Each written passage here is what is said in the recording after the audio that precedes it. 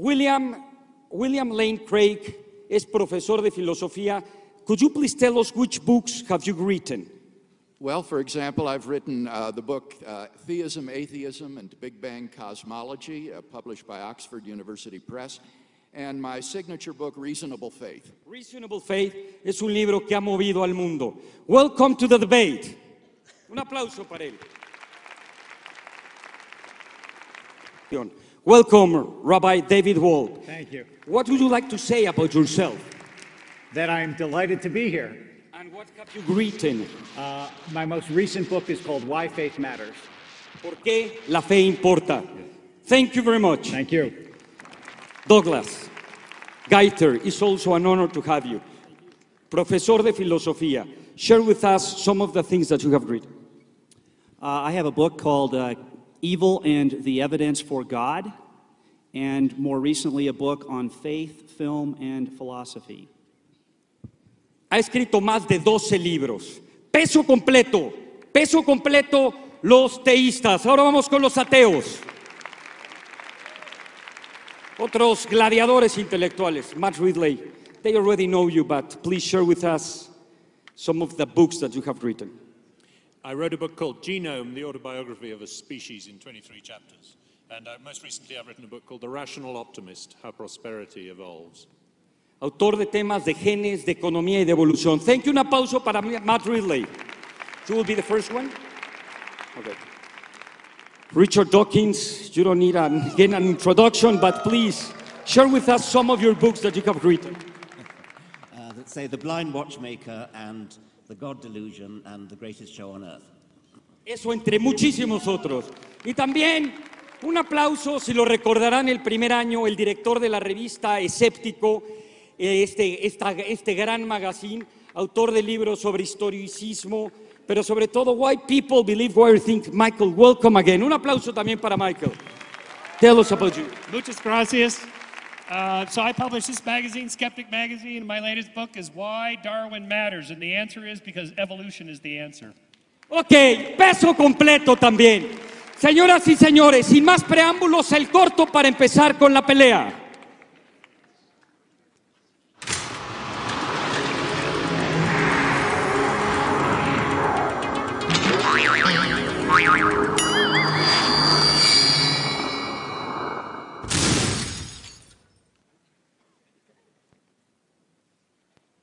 Play 6 minutes. 1 second.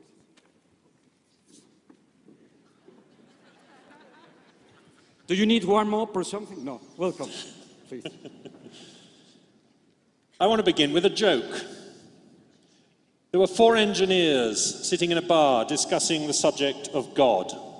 And the first engineer said, I have been looking at the genome and I have concluded that God is a genetic engineer like me. And the second one said, I've been looking at the skeleton and I've concluded that God is a mechanical engineer like me. And the third one said, I've been looking at the brain and it's clear that God is an electrical engineer like me. And the fourth one said, I'm a civil engineer. I know that God is a civil engineer. How do I know? Because who else would put a waste disposal pipe through a recreational area?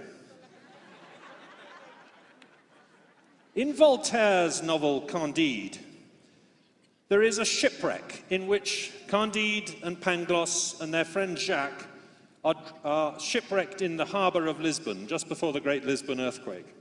And Jacques drowns. And Candide is upset about this, but Pangloss explains that you don't need to be upset because Lisbon harbour was created in order for Jacques to drown.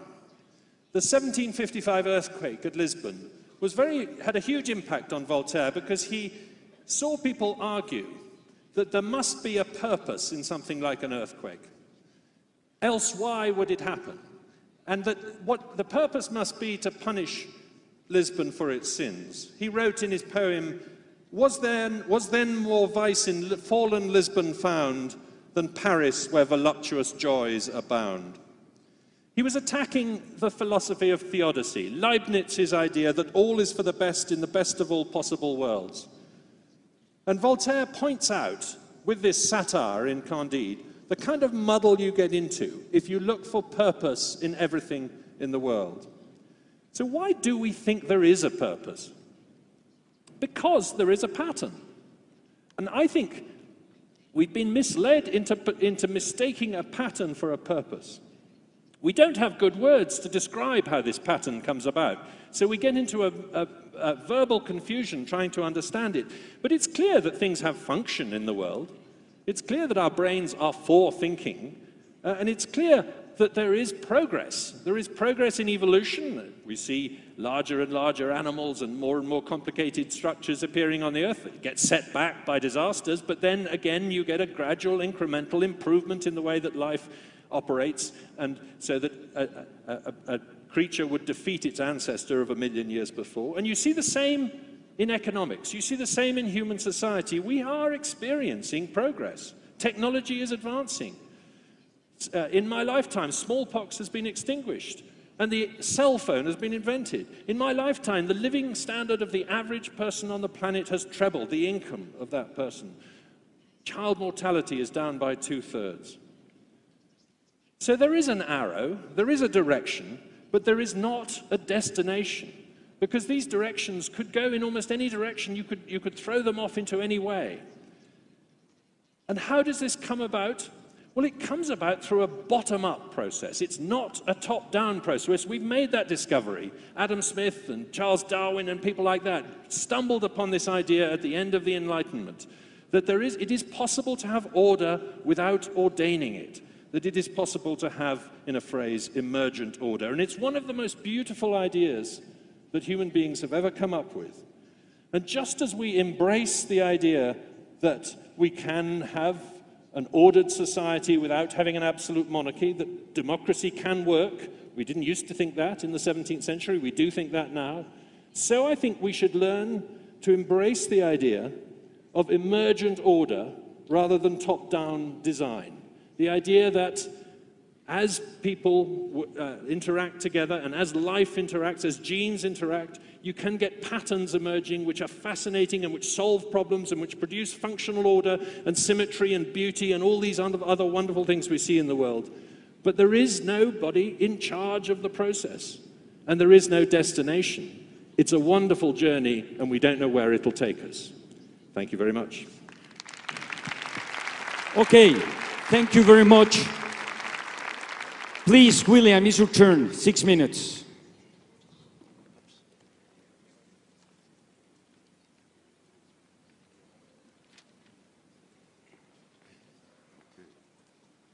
Thank you.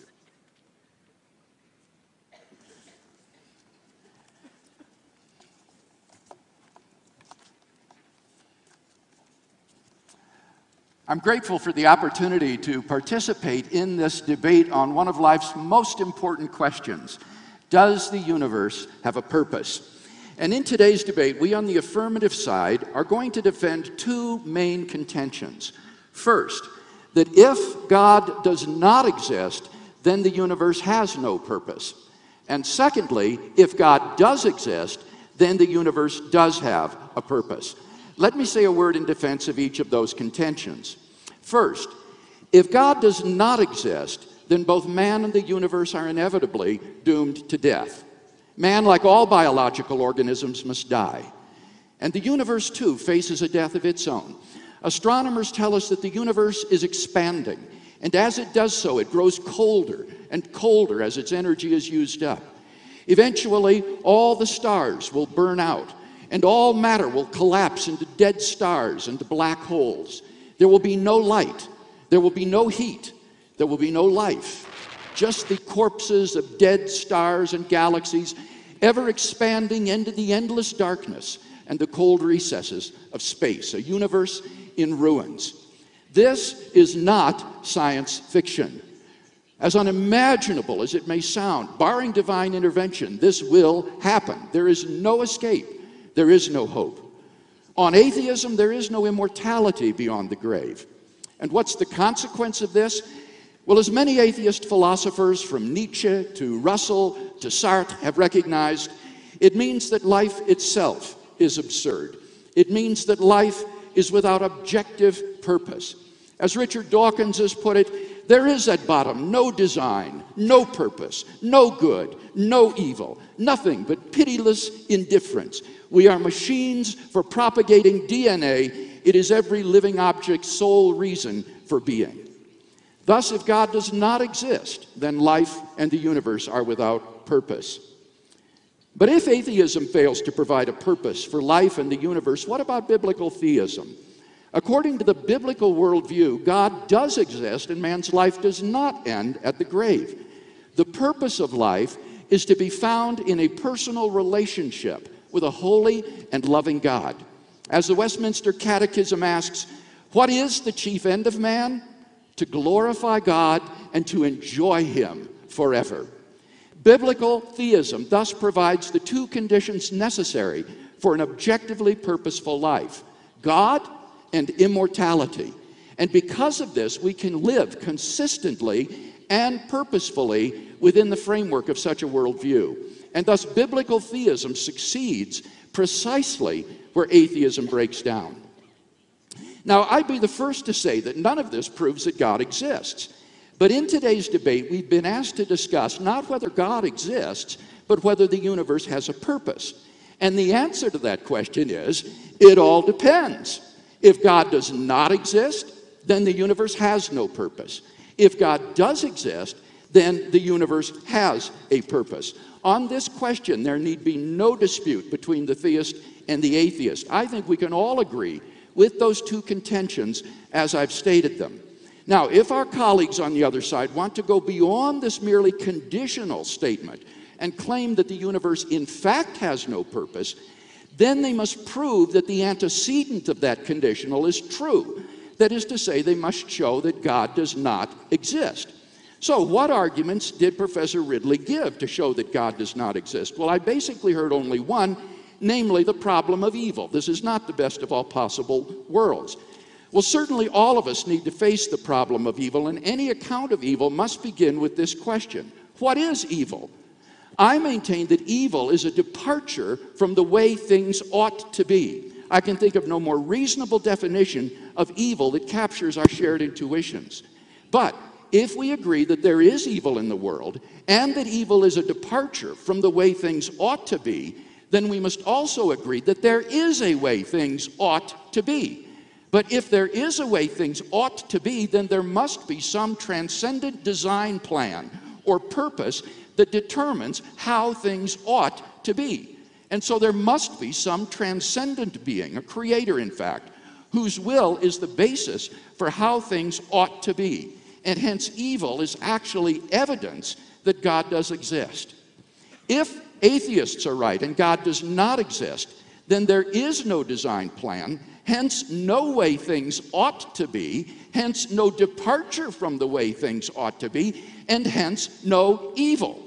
But does anyone here really want to claim that evil does not exist? So I don't think we've heard any good reason to think that God does not exist. Indeed, the theist is not committed to Leibniz's claim that this is the best of all possible worlds. Now, time doesn't permit me to develop in my opening statement a case for theism. Let me simply list the arguments which I have defended in my published work. Number one, God is the best explanation for why anything exists rather than nothing. 2, God is the best explanation for the beginning of the universe. 3, God is the best explanation for the fine-tuning of the initial conditions of the universe for intelligent life. 4, God is the best explanation for the existence of objective moral values and duties in the world, including evil. And 5, the very possibility of God's existence entails that God exists. If you're interested in a detailed discussion of these arguments, Time is out, I'm sorry. see my book, Reasonable Time is Faith. over. Thank you very much. Michael Shermer.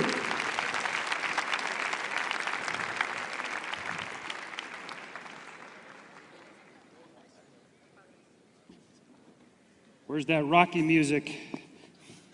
Good morning. As Thomas Huxley said, Richard, the good Lord has delivered them into our hands. I am the publisher of this magazine, Skeptic Magazine. By chance, and that's all it is, our latest issue is on the pseudoscience and nonsense of the whole happiness purpose movement.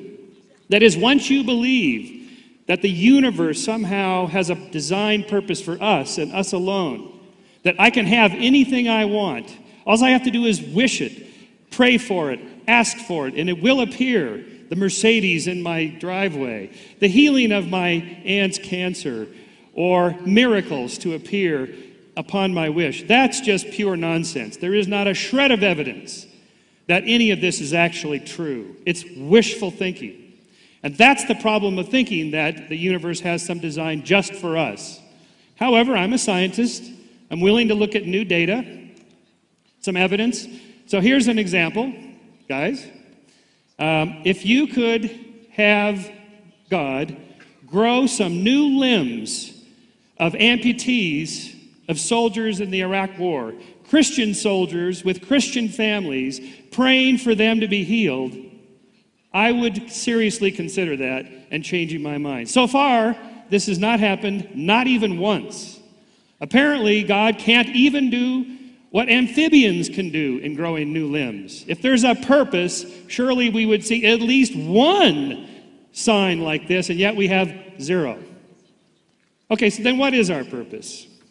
We come from stardust. All of the elements of which we are made out of were cooked inside stars, coalesced into new solar systems like ours, and here we are, complex organisms. For 3.5 billion years, life has evolved from one generation to the next, not one broken chain in this long link. Darwin said, instead of finding this to be depressing, as our opponents think this is a grim worldview, in fact, it's an ennobling worldview. Darwin said, when I view all beings not as special creations, but as the lineal descendants of some few beings which lived long ago, they seem to me to become ennobled. It's ennobling to think how fortunate we are to be part of that 3.5 billion year long chain. We are an integral link in that. What could be more uplifting than that? But there goes more than that. We have big brains. We do many different things to contribute to this lineal descent of getting our genes into the next generation. And in fact, there's a science that studies this. That is what makes people happy, fulfilled, and feeling like they have purpose. There are 4 things you can do. 1, deep love, family commitment to another person. Even a person of the same gender, by the way. And that's okay. Thank you.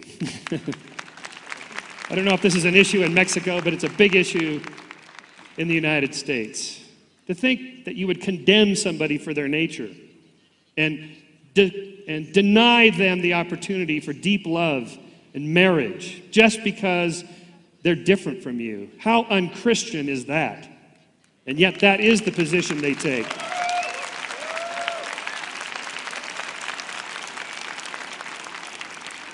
Two, meaningful work and career. That is doing something productive. Makes people feel fulfilled, happy, and have a sense of purpose. Not just to make money, but to actually do something in the world that makes a difference. 3, we're a social primate species. How we interact with other people matters. So the third thing you can do is be involved socially, politically, in your community. Not just your family and your extended family, but people you don't know, strangers, manning the soup kitchen, volunteering for nonprofits, helping other people in some way. This is one of the most important things that people report makes them feel better, happy, fulfilled, giving deep purpose in their life.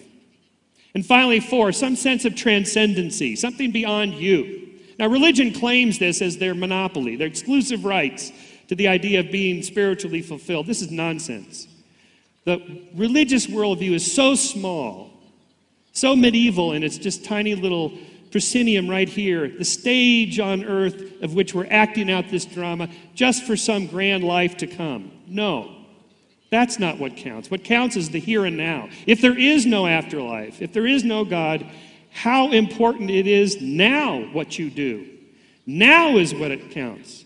Your relationships with other people now is what counts and matters. not so you can chalk up some points for the next life, to get a bonus and move up the ranks into some special country club on high. No, what you do now matters.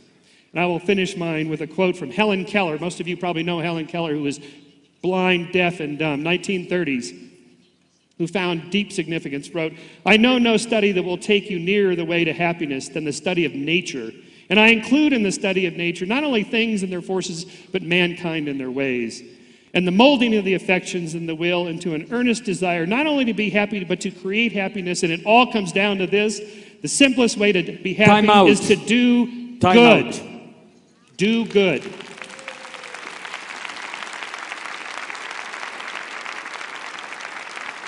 Rabbi David Wolpe, welcome to the ring.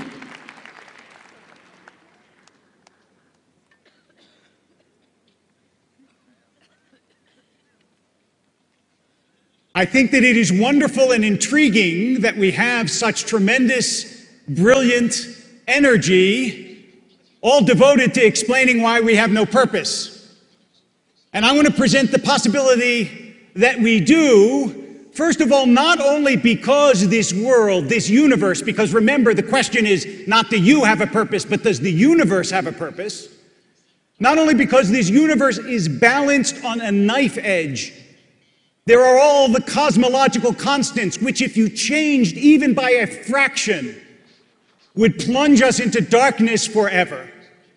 Not only because the universe is so finely tuned and finely designed, but because all of you, all of us, have inside of us this remarkable mechanism that is able to comprehend the mechanisms of the universe.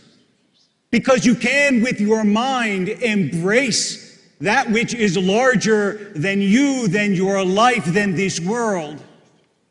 Because your mind can actually discover the laws that operate the universe.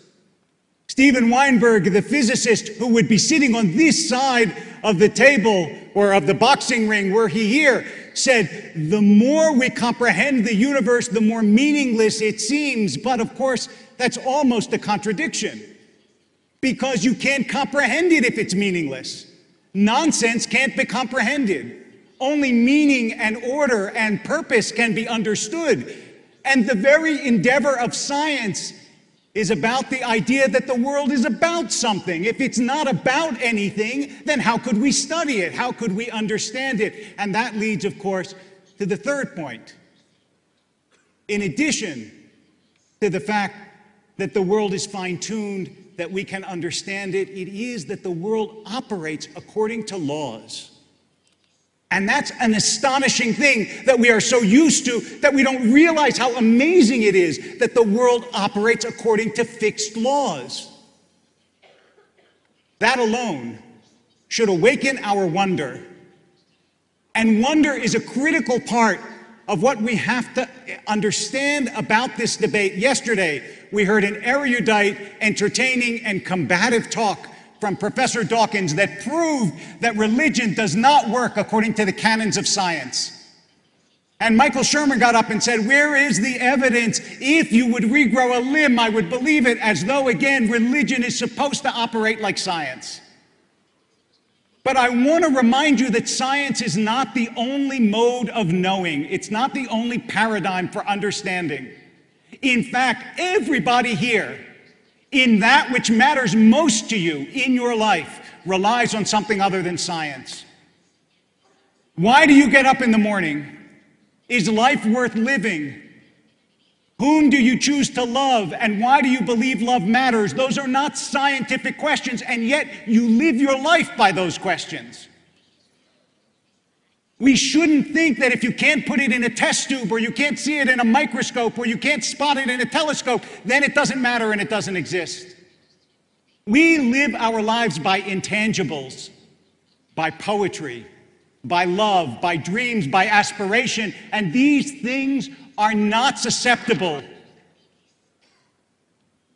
to repeat experiments, to disproof. When we talk about whether the universe has a purpose, you can't locate that simply by doing astrophysical experiments, that's not how you find whether the universe has a purpose. Now, you might say the universe has a purpose the way the kitchen has a meal. That is, it contains all the ingredients you need. But we're not asking if the universe has purposes. We agree to that. We're asking whether the universe has a purpose. And as my colleague said, in order to believe that, you have to believe that the universe has a purposer. Somebody who generates that purpose, and we may not know what the purpose is, and we may never understand it. But remember, experiments are not the only ways of understanding.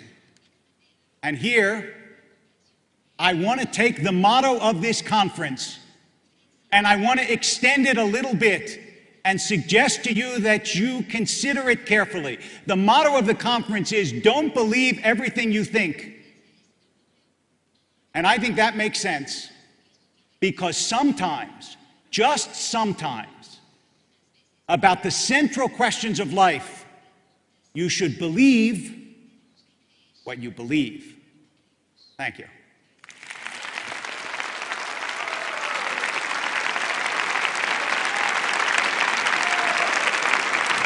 Richard Dawkins, please, to the ring.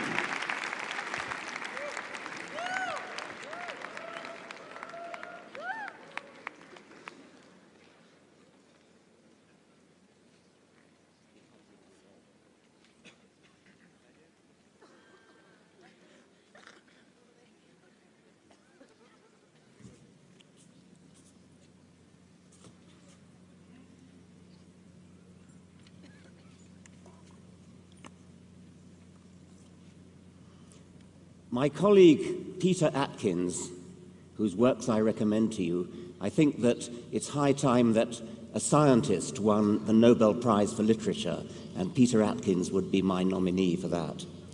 He was once invited to give a lecture in Windsor Castle, which, as you know, is one of the homes of the British monarch. And at the end of his lecture, Prince Philip said, "You scientists are awfully good at answering the how questions, but what about the why question?" And Peter Atkins said, "Sir, the why question is just a silly question." We humans are obsessed with purpose. It seems perfectly natural when we're presented with an object to say, what's it for? It starts in childhood. The psychologist Deborah Kellerman has investigated this very interestingly with children, offering them a question like, why do you think these rocks are pointy? Is it because of some geological explanation, geological cause, or is it so that animals could scratch on them when they get itchy? And below a certain age, I think it's about 6, most children answer with the teleological answer with the purpose question. Yes, they're pointy so that animals can scratch on them when they get itchy. Children then mostly grow out of that purposive way of looking at the world, but not apparently everybody.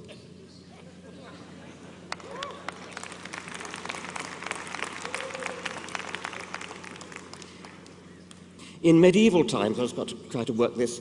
Who's good with iPads? I'm trying to get... Oh, here we are. Okay. In medieval times, divines would look at living things and see purpose for human benefit in them. In the 19th century, the Reverend William Paley thought that the louse was an indispensable incentive to cleanliness. Savage beasts, according to an Elizabethan bishop, fostered human courage and provided useful training for war. Horseflies, for an 18th century writer, were created so that men should exercise their wits and industry to guard themselves against them. Lobsters were given hard shells so that before eating them we could benefit from the improving exercise of cracking their claws.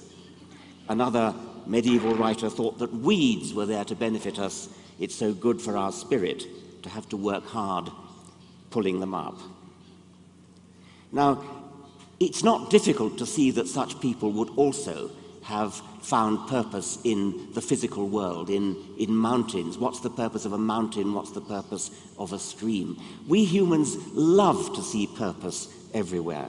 And it's one of the great achievements of science, I think especially Darwin, but other scientists as well, to show that the impulse that we have to see purpose in anything doesn't work. And he did it not with the easy things like mountains. I mean, essentially any fool could see that mountains don't have a purpose. He did it with living things.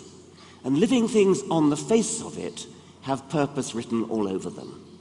We look at a bird's wing, an engineer looks at a bird's wing, an albatross wing, say, and sees that it's perfectly designed for the particular way of flying that albatrosses have. Swifts have a different way. You look at an eye, you look at a heart, you look at a kidney. Everything looks designed. The Reverend William Paley himself, who was one of the earliest, one of the most coherent, I should say, advocates of this point of view, elevated the living world as being the most important place where you can find evidence for, as he thought, a deity. Don't look at astronomy, he said, look at living things. But what Darwin did was to show that even the worst case, even the most difficult case, that's the living case, has a perfectly rational, simple explanation. You do not need to resort to the idea of a designer. That was an astonishing intellectual achievement. Something as complicated as an eye, something as complicated as a heart, even a brain. Who would have thought that by the laws of physics, unaided, unviolated, just filtered through this brilliant process of natural selection, evolution by natural selection, that the blind laws of physics could produce the illusion of design as complicated and as persuasive as we see in the living world? Well, our colleagues on the other side have probably mostly given up on the living world. That was their happy hunting ground. That was the best place for them to operate, as Paley recognized. So they've been forced back now into places like the origin of the cosmos, the origin of the universe. And they like to point to the origin of the universe and say, well, science can't explain the Big Bang, or science can't explain where the laws of physics come from. Physicists are working on that. That's what scientists do. They don't lie down and pathetically say, oh, we don't understand it, so God did it. Scientists actually work on the problem. They set to work, they roll up their sleeves, and they work on the problem. One day, physics will answer those deep questions. And even if it doesn't, even if physics doesn't answer those questions, what on earth makes you think that religion can? Thank you very much.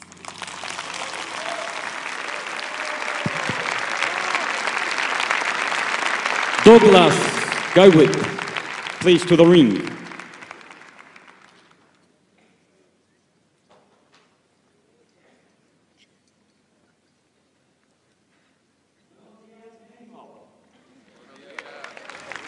Y buenos días, Puebla. Me da mucho gusto estar aquí con ustedes, platicando en poquito español y participando en este debate. Prefiero hablar en español, pero es mejor para todos nosotros si hablo inglés. Buenos, empiezo en inglés. The three of us here hold that life and the universe do have a purpose, but only if God exists. Recall the two contentions that William Lane Craig mentioned in his presentation. Number one, if God does not exist, then the universe has no purpose. And two, if God does exist, then the universe does have a purpose. He spoke of this God as the God of biblical monotheism for a reason, and that is that this God is a God who does more than exist. The God of biblical theism purposefully created the universe. This God also created human persons in the divine image. And so God has endowed human beings with certain properties and capacities, including rationality, demonstrated here today, consciousness, felt by each one of you, capacities for interpersonal relationship, moral responsibility, and freedom of self-determination. You are free to choose whether to be here today or not. And God continues to be personally interested in the lives of all individuals, whether or not they believe in God. But God has made special provision for loving relationship with those who endeavor to please God by doing God's will. Cheerful obedience to the loving will of God fulfills the highest ideal of living a purposeful, meaningful, deeply fulfilling life. Now, our colleagues here may agree with our two main contentions. If they agree, though, with these two claims, then presumably they believe that the universe has no purpose. And so it seems from the things that they've said in their opening statements. And this because they believe that God does not exist. But let's suppose that they disagree with our first contention and that they hold that life and the universe do have a purpose, even if God does not exist. Like us, they need to say something about what this purpose is. And Michael Shermer attempted to say that, but of course, many of the practical suggestions that he gave about how to live our lives for purposeful aims are things that theists and atheists can agree to. I would like to know what is distinctive about the atheistic point of view. If the universe exists by accident, then there is no intention behind the origin of the universe. Apparent design in the universe is a bizarre figment. And it would be a bizarre figment for it to be so apparently designed and yet not really designed, as Richard Dawkins thinks. The universe is not moving toward any goal, and neither is human behavior or human history. Stuff happens, and that's about it. There is no real ideal pattern for human behavior in the good life, nothing ultimate and transcendent that gives us a lodestar for how we should pursue things that matter. Personal meaning is really whatever you can make of it artificially, if you can do anything about it at all. Now, if any of those on this side believes that life in the universe has a purpose, that purpose, I believe, rests entirely on an arbitrary existential choice at best. Now, the irony of this leads us to evidence that God exists, because this choice that we might make without the idea of God for a meaningful existence is only possible because we are endowed by God with a capacity of self-determination. They can't explain why we experience freedom and are capable of planning and developing projects and following our aspirations without reference to a personal God who has endowed us with that freedom. So any arbitrary existential choice about the purpose of life, if it really is a choice, depends ultimately on the existence of a freedom-bestowing God. And if this is true, then a choice that denies God is a choice for what you might call an absurdly meaningful life. The meaning of any life that rejects God and God's loving will is a form of rebellion against ultimate purpose. For some, in fact, meaning is found in defying God by not believing in God. What about the case for God's existence then? The evidence is rich and complex, and I as well have written in detail about this. But this morning, I wish to point out that our collective interest in this question, the whole point of the conference centering around purpose, does the universe have purpose, is itself a signpost for the existence of God. To be concerned with a question like this, we have to be creatures of a certain kind. A naturalistic, evolutionary account of human existence and human nature, it seems, cannot explain the capacities we have as creatures to take seriously this problem of human purpose. If we were nothing but stardust or an accidental collocation of atoms, as Bertrand Russell said, there would be no question of human purpose and no problem of human meaning, and then no point in this conference. Thank you. Y gracias.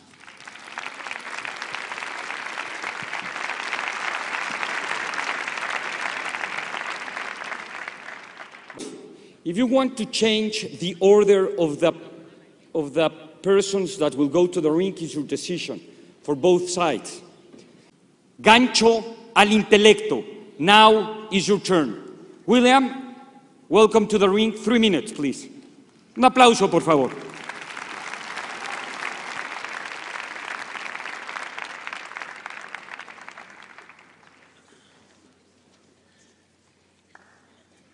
As I look at my notes for the debate this afternoon, I think there's wide agreement among us on the two contentions that we said we would defend. First, that if God does not exist, then there is no purpose for the universe, and our colleagues seem to agree with that. Secondly, on the other hand, if the God of biblical theism does exist, then clearly there is a purpose for universe and for life, and that's found in relationship with God. The question then is, have the two sides presented arguments and evidence for or against the existence of God? Now, so far as I can see, all I've heard from the atheist side is the argument from evil, which I answered and has yet to be replied to. We heard an argument from evolutionary development, but that obviously doesn't prove that God is not the supervisor who created life through evolution. That doesn't in any way prove atheism. I haven't seen any other argument for atheism in tonight's debate. So while we can agree that if God does not exist, life has no purpose, we've not heard any good or compelling evidence for the antecedent of that conditional, that God does not exist. By contrast, I think we've heard 10 arguments that I list for the existence of God.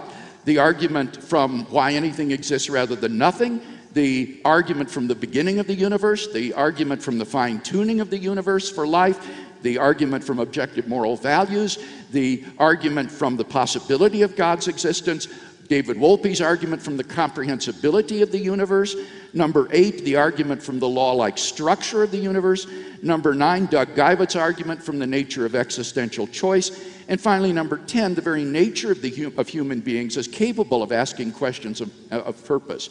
All of these, I think, constitute a powerful cumulative case for thinking that there is a transcendent creator and designer of the universe who is the locus of absolute moral goodness, and in relationship with whom we can find the purpose and meaning of the universe.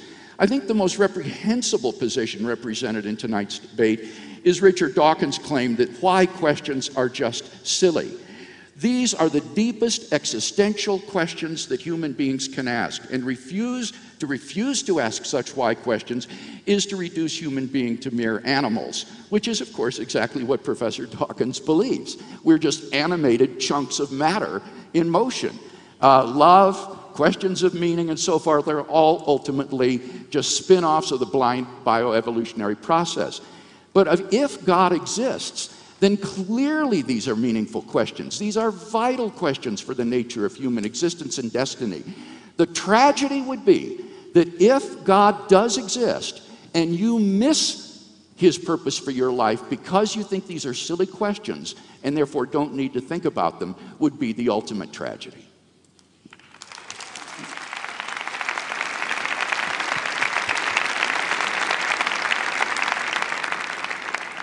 Matt?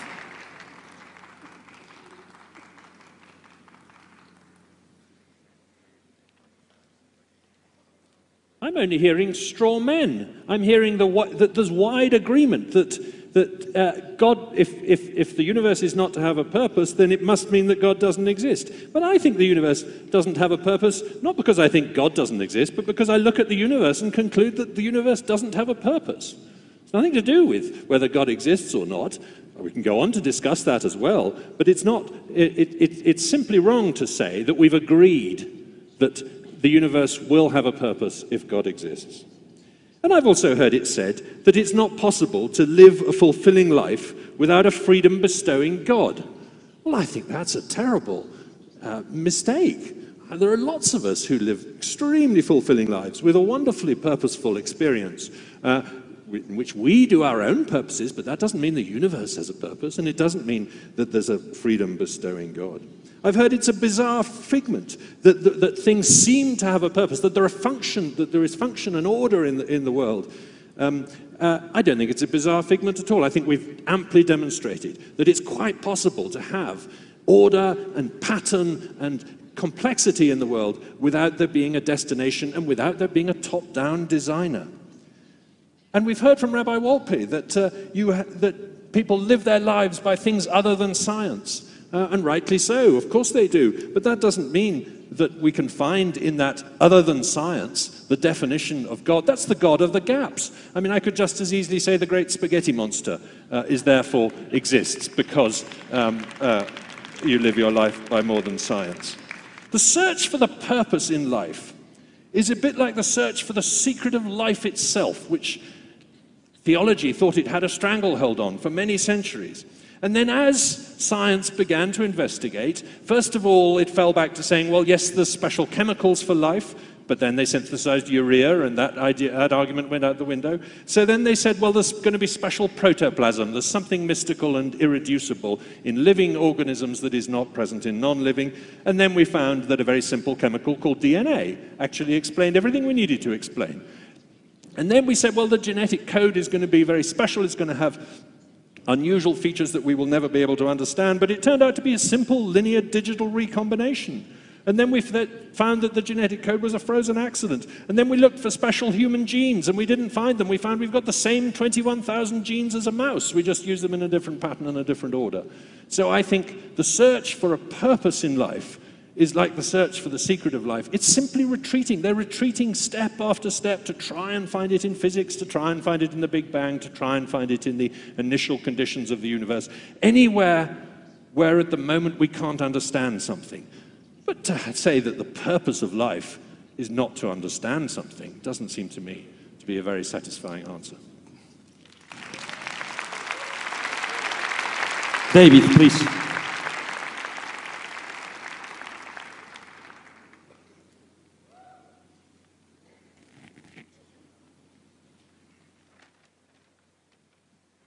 I couldn't agree more. It's not a satisfying answer to say that the purpose of life is what we don't understand. But it does seem to me that in some sense what all of this comes down to is what you believe about yourself. If you think you are an accident of ancient chemistry and you believe that you are entirely composed of matter and there is nothing intangible about you and there is nothing spiritual about you, nothing ineffable about you, nothing that isn't ultimately material, then you must believe that the universe as a whole has no purpose, because we know that the universe is composed of things that are purposeful and seem to be purposeless, all of that. But what about you? Does the universe speak to you on some level? And here, as much as you might think that someone can answer this reductively, that someone can say, well, look, it's all about your DNA, and it's all about the way in which the stardust eventually, by a long process that we call evolution, whether it's in physics as an evolution or in biology, resulted in you, if that's your explanation for what you are, then yeah, the universe did not certainly intend to create you. It didn't intend anything, and it has no purpose. But you might cling to the thought, not that human beings are the only special creation in the universe and there might not be a great proliferation of life elsewhere, but that there is something special about you.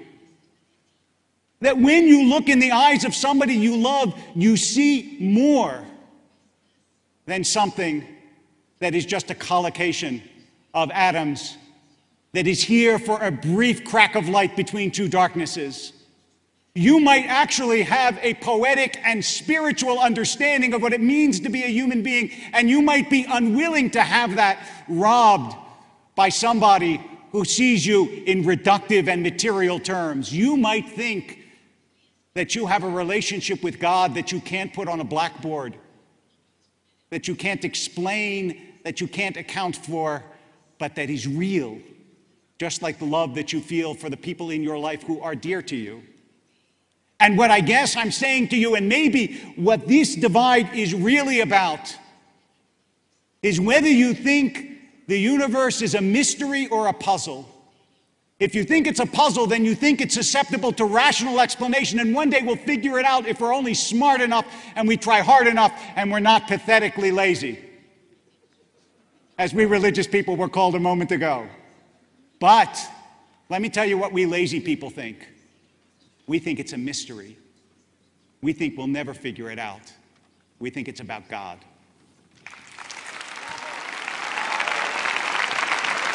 Michael Shermer.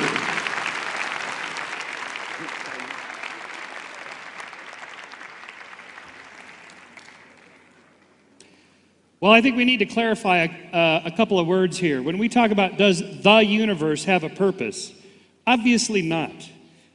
The universe is mostly just stars and planets and comets and other stuff. But just take stars, for example. There's hundreds of billions of them in our galaxy. There's hundreds of billions of galaxies. Most of the universe is just stars. All they're doing is converting hydrogen into helium under great pressure and heat.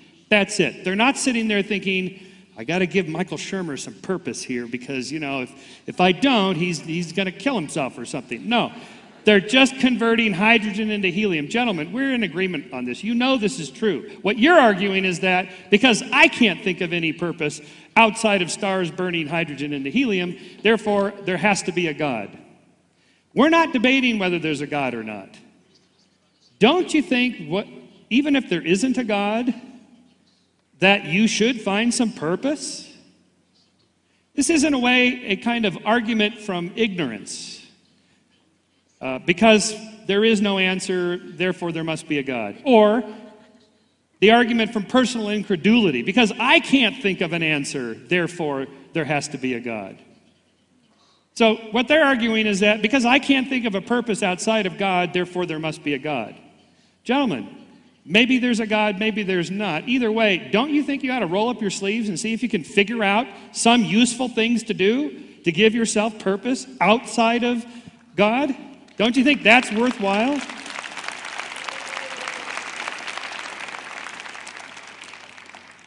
I used to be on this side.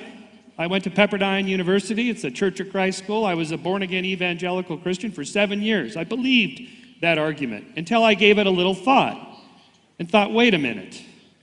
Shouldn't I be doing these nice things for other people? Shouldn't I be finding love and commitment to somebody, a meaningful career, helping my social community and being involved in politics, trying to transcend myself and do something outside of myself? Shouldn't I be doing those things anyway? So here's my challenge for you, gentlemen. Let's just do a thought experiment here for just a moment. Just pretend there is no God. Did you just lose your purpose in life? Don't you think you should be doing these good things anyway? If there turns out there is no God, gentlemen, really, would you stop doing the things you're doing? Would you stop being loving to your spouses? Would you quit being nice to other people? Would you rape, pillage, and steal? No, I don't think so. I think you're doing this anyway, even if there is no God. So just try it on. Just try it on for just an hour here. Try on the atheist cap. Just see how it feels.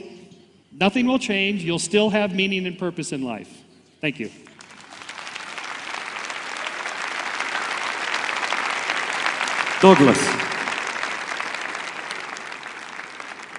Douglas, it's your turn. No? The three of you have... Please.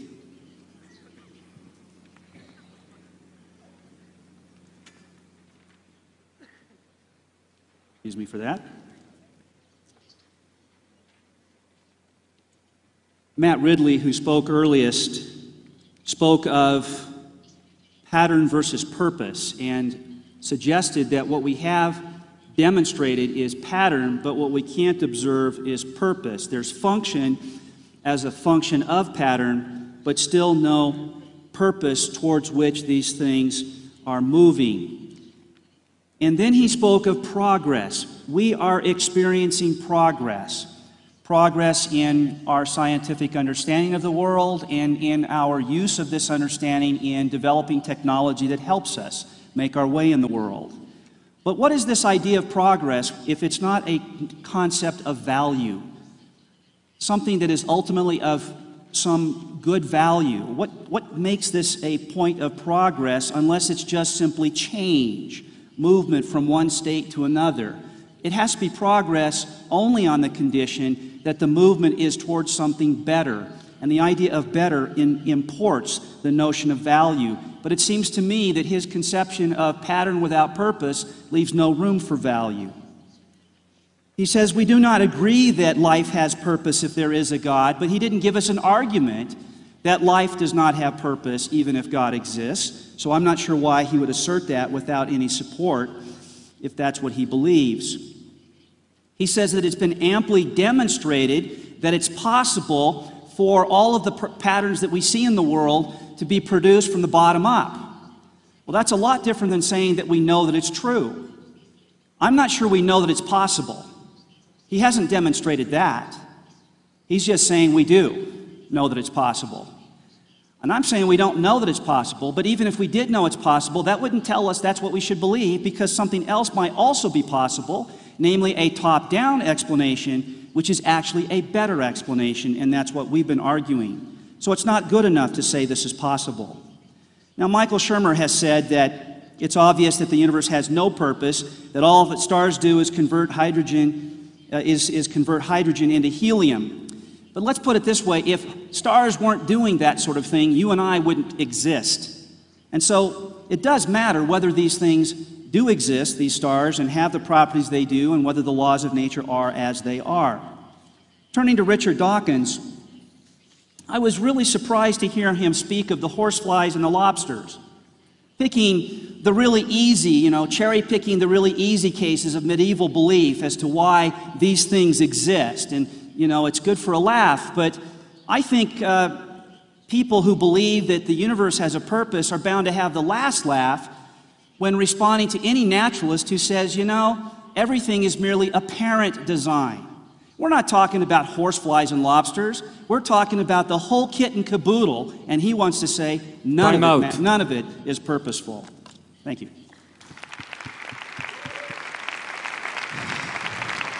Richard Dawkins, please.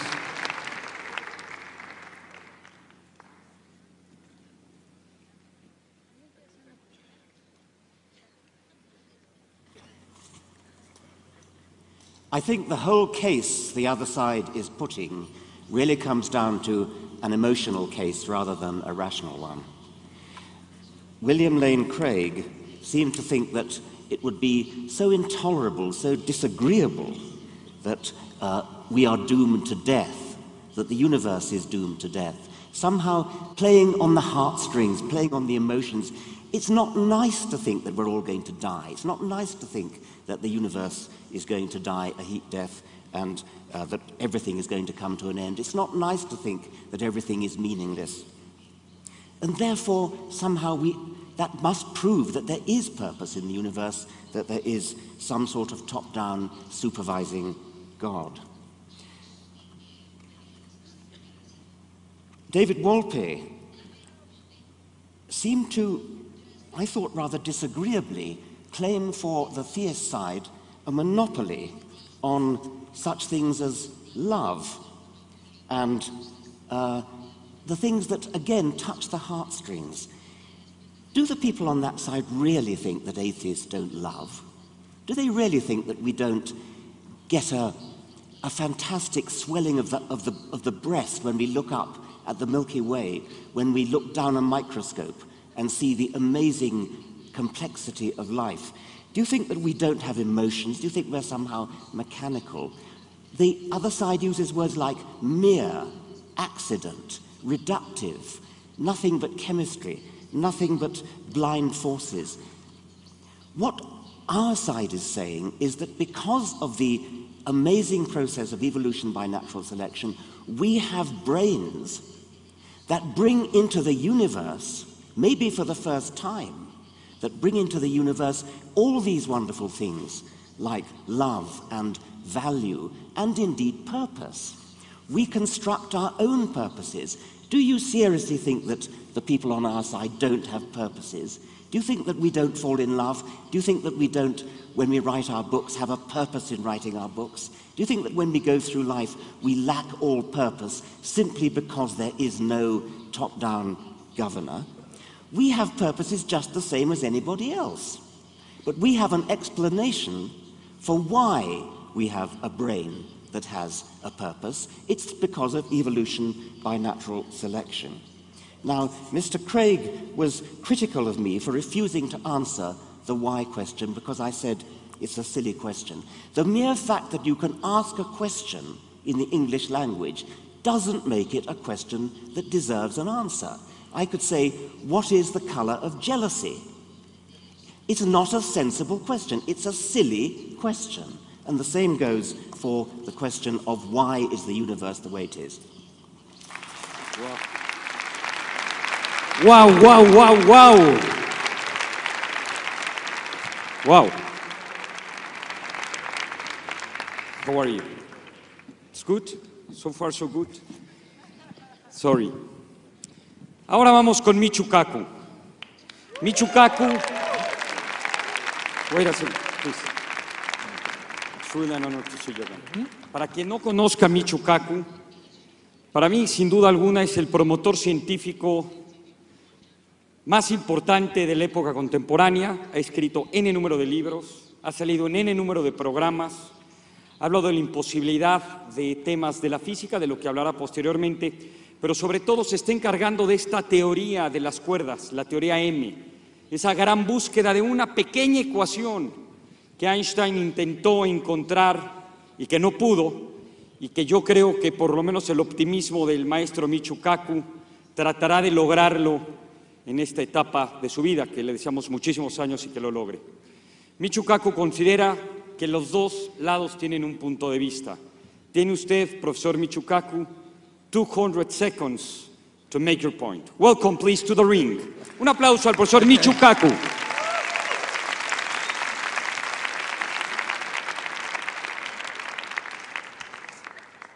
Well, after such a great introduction, I can't wait to hear the speaker myself. On one side, we have my esteemed colleagues who are 100% certain that the universe is pointless, meaningless, and there is no God. On the other side, we have another group that is 100% certain the universe has a point, has a meaning, and there is a God. One side's right, one side's wrong, right? My personal point of view is they're both wrong.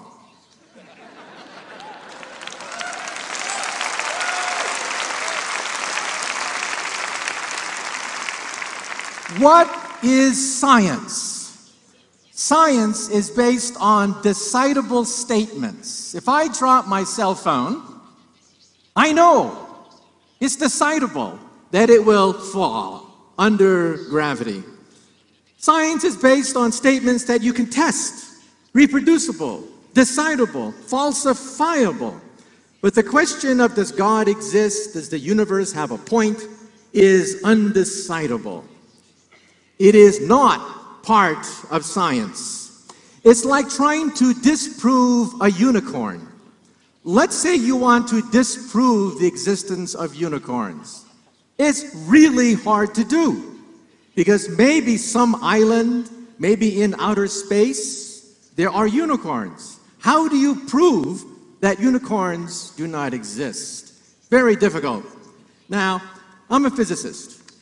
My goal in life is to complete Einstein's dream of an equation perhaps no more than 1 inch long, that will summarize all physical knowledge and allow us to, quote, read the mind of God. So what was his point of view toward God? Einstein said there really are two types of God, and that's the source of confusion. The first God is the personal God, the God of vengeance, the God that smites the Philistines, the God that answers your prayers, the God of Moses and Isaac and Jacob. Einstein said he couldn't believe in that God, but there's a second God, the God of Spinoza, Leibniz, the God of harmony, beauty, simplicity, elegance, that the universe could not have been an accident. So I see no evidence of God. However, that doesn't mean that there is no existence, there's no meaning. That doesn't mean there's not a purpose or a God out there. I just can't see it in the equations of physics. So in string theory, which is what I do for a living, we think we have a candidate for the theory of everything, the theory that eluded Einstein. And so we even now have a candidate for the mind of God.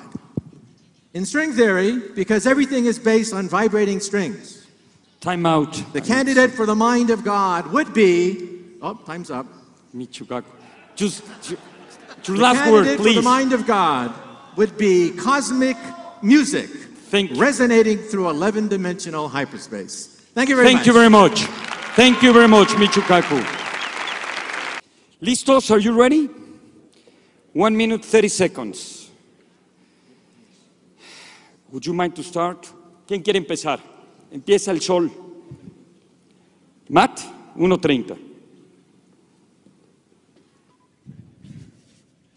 I agree with David Wolpe on something. I agree that there is mystery out there, that there is some things we will never explain. I believe, actually, that we're going to create more mystery the more we discover. Science is in the business of generating mystery. That's what it does. I simply don't agree with the final step of the argument, because there's mystery, so there's God. Or because there's mystery, so there's purpose. I simply don't see the logical connection in that. I think mystery, and I think Michio Kaku's right, there's mystery, there's things we're not going to know the answer to. But the idea that you can somehow jump from that to saying everything we've learned about life, about planets, about things, that everything we've learned so far has shown them to be purposeless, that's all wrong, and that suddenly, round the next corner, we're suddenly going to find purpose. That's simply implausible. It's a bit like saying that suddenly, round the corner, on a mountain in Mexico, we're suddenly going to find a unicorn. I don't think that's very likely. I think it's extremely improbable that we'll find a unicorn. We've got a wonderful explanation for unicorns now. Unicorn tusks did turn up in medieval Europe. They were the tooths of narwhal whales. That's what they were. We know the answer. So, of course there are mysteries. There are going to be more mysteries. We're creating mysteries all the time. But that doesn't prove a purpose.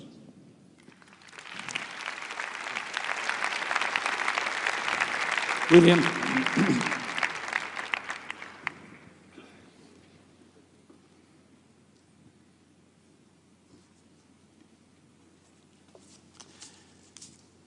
There has been a major shift in the last two speeches in this debate. Did you see what it was? We've argued tonight, first of all, that if God does not exist, then the universe has no purpose. Our atheist colleagues admit that. But now what they've been claiming is, but look, we can construct a purpose for our lives, in Richard Dawkins' words. Or in Michael Shermer's words, we can develop ways to make us feel better, feeling like we have a purpose. Now, you see, this just is to say that we can pretend that the universe exists for some purpose. And this is just make-believe. This is the subjective illusion of purpose. But there is, on this view, no objective purpose for the universe. And we, of course, would never deny that you can't develop subjective purposes for your life. The point is, on atheism, they're all illusory.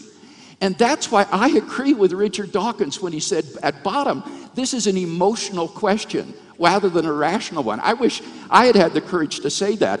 I'm convinced that people adopt atheism, at least tonight, primarily for emotional rather than rational purposes. The rational arguments tonight all have supported theism. But you cannot live as though your life were purposeless and meaningless. And therefore you adopt subjective illusions of purpose to make your life livable. And that's why I think atheism is not only irrational, it is profoundly unlivable. You cannot live consistently and purposefully within the context of an atheistic worldview. Thank you.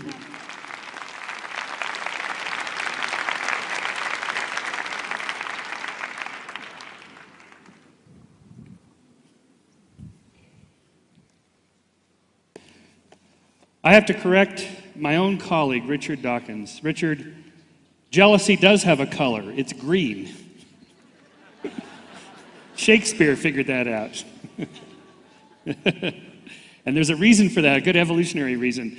Okay, gentlemen, and Michio, and technically you're right, we can't prove or disprove that there's a God, but please understand, Michio, these guys argue that you can prove it through science and empirical tests and reason and so on. We're arguing that they haven't done so from a scientific perspective. That's the only reason we deal with it on that level. Professor Craig, we don't pretend to have purpose when we love our spouses and have meaningful work and career and do things for other people. If we were pretending, they would know. Your spouse would know if you're faking it. You actually have to believe it. It's real purpose. The real purpose we have, to finish where I began, is that this long lineal chain, 3.5 billion years of life on Earth without a single missed generation, and here we are. We have inherited the mantle of life's caretaker on Earth, the only home we've ever known. The realization that we exist together for a narrow slice of time in a limited little parsec of space elevates us all to a higher plane of humanity Time out. and humility. I'm sorry. Thank you. I'm sorry. David.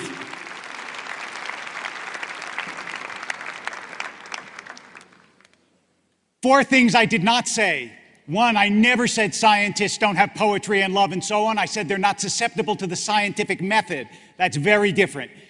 Second, I did not say that my opponents were pathetically lazy. Third, I did not say they were childish. And that's why, fourth, I did not say that good manners in argument are only on our side and not on their side. But here's one thing that I did say. I've sat at the bedside of scores of people who are dying. I've held their hands.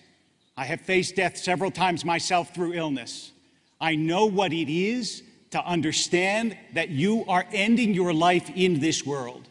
And I know what it is to ask yourself the question, is this the only world, or is the universe something greater and something deeper? We don't claim we can prove God. We don't claim we can prove purpose. We do claim that our intuition of purpose is not empty, it's not foolish, it's not childish, and it's not stupid. That when I hold the hand of someone who's dying, that I really do believe that I usher them into another mode of being. People have believed that since the beginning of time, and the fact that not everyone believes it today doesn't mean it is not true. After all, though he slay me, still will I believe in him. Thank you.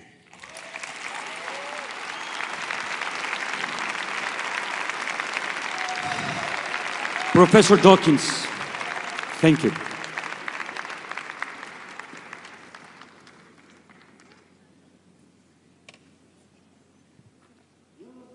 When you hold the hand of somebody who's dying, it's nice for them to think that they're going to a better place. Of course it's comforting. That doesn't make it true. You cannot argue for some truth about the universe by saying that it would be nice if it were true. Of course there is mystery. There is enormous mystery in the universe, and that's what science is working on. To respond to that mystery by saying God did it, to respond to that mystery by saying, oh, there's just some divine designer who figured it all out, that is lazy. It doesn't answer the question. Darwin provided us with the role model for how you approach that kind of thing. He took the really hard case, which is life. He took the case where it seemed obvious to everybody that it had to have a purpose, that it had to be designed. He showed for the hard case that it could be done.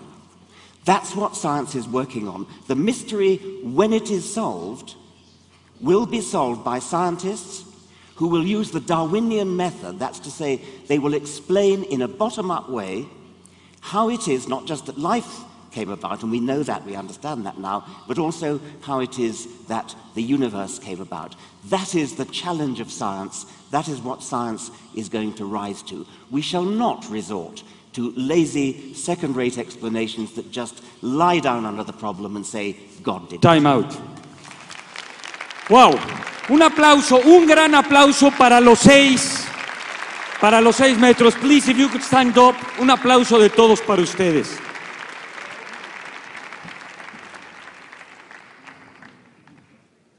Well, I have to say that I'm surprised by what Michio Kaku said at the very beginning in ascribing to our team 100% certainty in what we have argued. I don't think any of us claimed to have 100% certainty, and in fact, I would say that all of the arguments we presented for the existence of God were probability arguments. And they are arguments to the effect that the existence of God is so likely that it is the way we ought to bet with our lives if we should have purpose. That is not 100% certainty. But I did get the sense of 100% certainty that science is the only source of knowledge, according to this side over here. And Michio Kaku, maybe that's your view too, I don't know, because you did say that the God question is undecidable. How undecidable? Well, presumably because you can't prove that God exists or even show his probability if you have science only to go with. But of course, there are many things we know, including that God may well exist because of other evidence without depending exclusively on science. Richard Dawkins has accused us of making an emotional argument, but I believe that his presentation is especially emotional. He has not argued that God does not exist. Thank you. He has not shown that any of the arguments we presented here today are fallacious. Rather, he has simply dismissed the idea of God as pathetic. Time out, I'm sorry. That's emotional. Thank you. Thank you very much. Wow.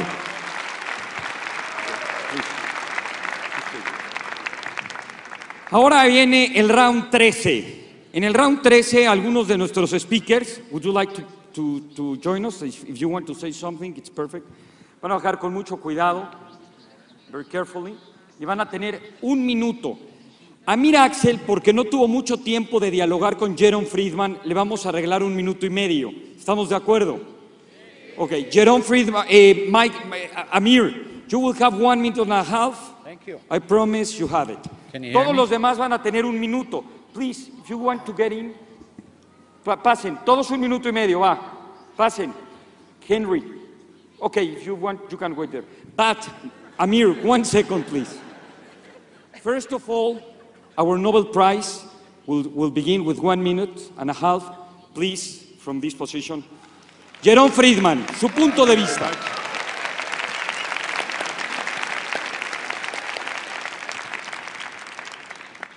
This has been a fascinating debate, and what it really is the contrast between knowledge attained by observation and knowledge obtained by revelation. And they're quite different. Knowledge obtained by observation is testable, and it's always being tested, and you can actually put numerical probabilities on it. Knowledge obtained by revelation is not testable, and you cannot really assign a sensible probability to it. And that is really the source of the great controversy. Now, the question of the purpose of the universe is the following. You know, if you say, what is purpose? Purpose is the reason for doing something, or the reason for existing. Now, this implies that the universe has to have a reasoning creator. Personally, I do not feel that I see enough evidence to support that point of view. That's my own personal feeling from listening to all the arguments and observing what's around me. Now, it's true that we do not understand things completely in science. We probably never will. There are mysteries that will always elude us because there are things we cannot measure. We can't go outside the observable universe. We can't go before the Big Bang. We cannot approach those regions. So we have to assume that we will be ignorant about certain things. Now, the question is whether you have to have a narrative to fill in that mystery. Time out, I'm sorry. I'm really sorry. Un aplauso, por favor, para John Friedman. Amir Axel, it's your turn. Thank you. Thank you very much, Andres. I'm very delighted to see that both sides here embrace physics as the answer for everything, and the two physicists here had little to speak. They had spoke the least. But I would like to say one thing. The way to approach the argument is we're a little bit premature because, as Professor Kaku said, we're not yet at the final theory. We don't know everything yet. And what I want to do here is to give you an idea of where the final theory is going. Professor Kaku's approach of string theory is one direction. There are other directions called supersymmetry, and we have something called the standard model, which is 3 formulas in his book, actually. They all have to do in one principle, and that's symmetry. We don't understand symmetry, and we don't know why it's there. But we're getting close to understanding symmetry. Now, in the last 43 seconds I have, I want to give you one example of symmetry. The electron is a very interesting thing. It goes around once, and it reverses itself. So it has to go around twice in order to start where it began, to get back to where it began. You can try it at home. You think there's nothing in the world that does that. I go around a circle, I come back where I started, but I can't do it. There, try it at home. One last thing. There is a symmetry called SU5, which I can't explain to you, but it was invented by Sheldon Glashow at Boston University and another physicist. And if it's true, the universe will go away regardless of whether it's expanding and whether the stars are dying. Thank you very much. Bravo. Henry. So without the brain, there is no color, there is no sound, there is no pain, there is no good, there is no evil, there is no idea of God. As the brain evolves over the next millions or billions of years, we will embody more and more of the universe. We, the human, embodies or sees and thinks and feels more about the universe than an ant, than a cat, than a monkey, than a dolphin. The brain is part of the universe. So the universe itself has a direction. But whether there is a purpose giver from the outside is, I think, something that neither religion nor science is ever going to prove. However, I think what is absolutely clear is that the universe can give birth to a purpose, regardless of how pointless. Thank you.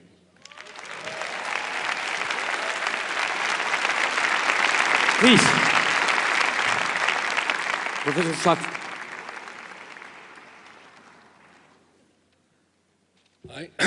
I'm Dan Schachter. I'm a humble experimental cognitive psychologist who studies memory in the brain. I'll tell you a little bit about that later this afternoon. I don't know whether the universe has a purpose or not. I don't know whether we're going to be able to find out. I did find this debate very interesting, the opinions expressed on both sides. And I'm going to step back from the debate and look at it from the perspective of a cognitive psychologist. What interested me mostly was what's going on in the heads of the people on the two sides. We heard a mixture of some very sharp reasoning. We heard a lot of emotion. We heard people bringing lots of background baggage and belief to the table. And that gave me a great idea. I want to go back to my lab and start studying how people reason about God and the purpose of the universe. I think there's a lot of interesting material here. Interestingly, last week I heard a talk at Harvard, where I'm based, by a social psychologist by the name of Nick Epley, formerly of our department, now at the University of Chicago. He put people in a brain scanner and asked them to think about God. And these are all people who believed in the existence of God. And what he found was very interesting, that a part of the frontal lobe, it's a part of the frontal lobe, I'm going to show you in my talk later today, the inner frontal lobe, that becomes very active when we think about ourselves, becomes similarly active when we think about God. I don't know exactly what to make of that finding, but I'll ask the two sides to think about it. Thank you. Ya les platicaré mucho más de estos ponentes cuando pasen. Ya conocerán tanto a Daniel como a Dora Svitak. Por favor, Ada. Hi, you'll be hearing me speak today as well. One of the things was the question, does the universe have a purpose? I think it's difficult to say as far as the universe goes. I mean, it's kind of like asking, does this stage have a purpose? Well, I mean, we're on it, but is it going to go further? Is it going to do something great? I'm not sure. I mean, it's a stage. It's the universe. It's galaxies. It's stars. It's not just people. But I think a more important question to ask is, does whether the universe have a purpose or not, does that affect our purpose? My impression from listening to William Lane Craig and the rabbi to the side over here was that the universe not having a purpose took away from our purpose. But I believe that, I heard the rabbi say that, a purpose needs a purposer. Why can't we be the purposer? We heard about the collective brain. Why can't we have a collective purpose? Ultimately, I don't think that the question of whether the universe has a purpose will affect our purpose. And I hope that each and every one of you will think about what purpose you want to have in life outside of a religion, to do it for the sake of having a purpose, not because of the universe. That was just my thinking after listening to it. Bueno, Michu Kaku, 1 second, please, Michu. Stop. First, here I am, in the middle. Well, wait a second. Sean will take the word, please. You can start the clock. So, I'm a clinical therapist, and you'll be hearing from me today. And I've heard both sides, and I'm still in question myself, raised as a Catholic who still wonders about all of this universe. But what I do know is that when my patients come to see me, if they do not have a purpose, they unravel. If they do not have a purpose, they perish. What I hear is arrogance on the side of the atheists, that they believe that they are purposeful. But something as grand as the universe cannot be purposeful because, it's just space and empty.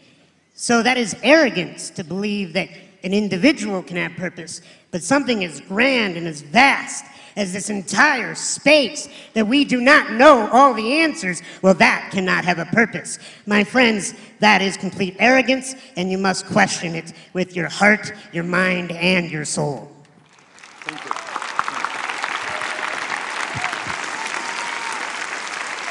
Okay, Michu Kaku, please. In my next book, Physics of the Future, I try to predict the next 100 years based on interviews with 300 scientists. Very difficult question. But I predict that 100 years from now, on the 103rd anniversary of this conference, we will have another debate arguing the same thing over again. Because, for two reasons. First, it is undecidable. You cannot decide this question using any known rational means. It is undecidable. Second, there's probably also a God gene. Some people believe that perhaps we are genetically predisposed to believing in higher beings, in which case we'll be talking about this debate forever, as long as we have our genes. Now, my colleague Stephen Hawking recently wrote a very controversial statement, was in all the headlines. He said, first, we have a theory of everything. It's string theory, the theory that I work on, and it takes you before the Big Bang. Therefore, God is not necessary, because we now have a theory of the pre-Big Bang universe. My attitude is, well, where did string theory come from? It goes on forever. Even if you could go before the Big Bang, then the question is, where did that theory come from? Time out. Undecidable. Thank you. Do you want Katie to go more? No, I think Who wants to begin? each of us or just one? No. Each of you, but if you don't want to, you don't have to. Okay. Just to make what, a 1 minute? 30 seconds. 30 The seconds. close remark. Okay. I'd like to say one thing, and then you. And Okay. then All three. Up there? right here? Or here. Or here? Okay, go ahead. Van, I'll go first. Go ahead. and then Go, you- go, go, go. if you want to, it's your Right. space. I've never been to a conference like this before. Most of the professional conferences at which I speak are philosophy conferences. So this is my initiation to this sort of IT subculture, information technology. And I would just urge you folks not to allow the IT community to become infected with the sort of self-defeating scientism and anti-religious bigotry that has characterized, for example, Richard Dawkins' talk yesterday. You need to realize that outside of this sphere, the most brilliant philosophers and many scientists in the world today are outspoken theists, and that this is a rational and defensible point of view. Thank you very much. 30 seconds, please. Last remark. Matt. I don't like hearing the word bigotry of our position. We've searched for purpose in the large structures of space. We've searched for it in the subatomic particles. We've searched for it in natural history. We've searched for it in bodies. We've searched for it in genes. We haven't found it. Yes, it might be round the corner, but it doesn't seem very likely now. We found pattern. We haven't found purpose. That's telling us something. It's a unicorn. Thank you. David. I'm not so certain. I want you to know I have tremendous respect for the three adversaries here. I've read many of their books, of all three of them, and I think they have a great deal to say that's very important. It's not as though I come here assuming I have all the answers. I doubt all the time. Rabbi Nachman of Bratslav, a great rabbi, said he was a moon man. His faith waxed and waned. And I feel sometimes the same way. But with all your doubts, at a certain point, you have to make a commitment with your life. And so I follow the words of Ralph Waldo Emerson, who said, I fail every day, but to victory I am born. Time. Thank you very much. Matt, Michael, or Richard, whoever you want. All right. Okay, so first of all, we're not saying that the universe has, that we have no purpose. We are the purpose givers. We are the humble ones in that sense. So, and it comes from the fact that this is what we do. We look for love, career, work, meaningful work, helping other people, and transcendence. That's where it comes from. We are the purpose makers. And I'll leave you with a purpose you can have. Always seek purpose with somebody else's purpose in mind, and never seek purpose in trying to take somebody else's purpose away. It's a very simple principle. Okay. Please, Douglas. Well, first of all, I simply want to thank our moderator and the entire conference organizers team for including a handful of theists in the program for this conference. I'm serious about that, and I hope that will continue. I think it's a very worthwhile discussion we've had.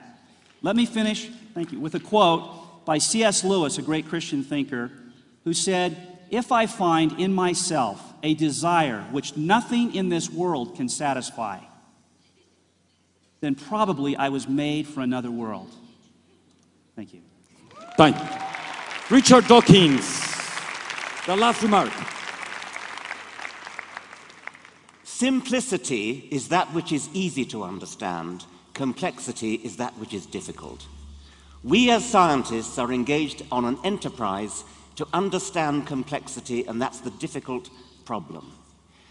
Purpose is one of the manifestations of complexity. Purpose comes from brains. Brains come late in the universe.